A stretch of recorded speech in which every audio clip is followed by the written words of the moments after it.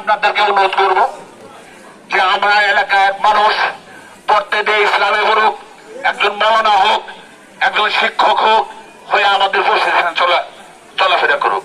কিন্তু আপনাদের শিক্ষকদের মধ্যে যদি মিথ্যা অবান্তর কিছু চলে আসে তাহলে তো ছাত্র করে কিছুই নাই।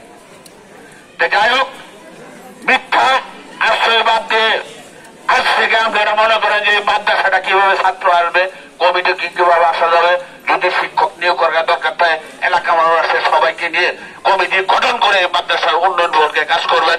এই আশা রাখছি। অনেক কিছু বলার ছিল, বলার দরকার নাই।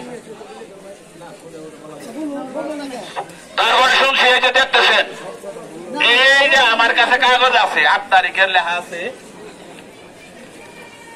জমি বিক্রি করে দেওয়ার অভিযোগ 21 শিক্ষার্থীর বিরুদ্ধে 13 শিক্ষার্থী। আমি মিশাটা কইছি, মিশাটা বলে সাংবাদিকরা কইছে, আমি কইনি।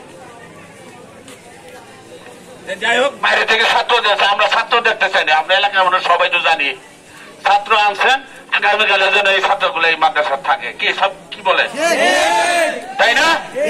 আগামীকালে দেখতে চান এই ছাত্রগুলো যেন এই মাদ্রাসায় থাকে।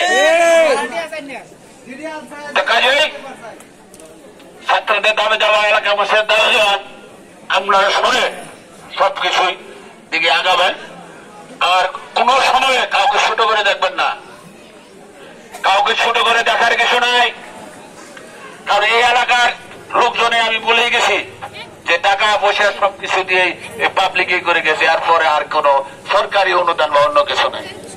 যাই হোক, আমি আর কথা বলতে চাই না, এই জন্য বলতে চাই না, কথা গেলে সারাদিন বলুন লাগবো, কারো পক্ষ না। এখন নজরুলের দায়িত্ব নিছে, কি দায়িত্ব নিছে নজরুলের কাছে শোনেন এবং কিভাবে নিছে সে আপনাদের জানাবেন। অত কোনো কথা বললাম না। আপনারা জোট থেকে যারা আসছেন বা বৈষম্য ছাত্র দলের পক্ষ থেকে বা এলাকাবাসী, আপনাদেরকে সবাই ধন্যবাদ।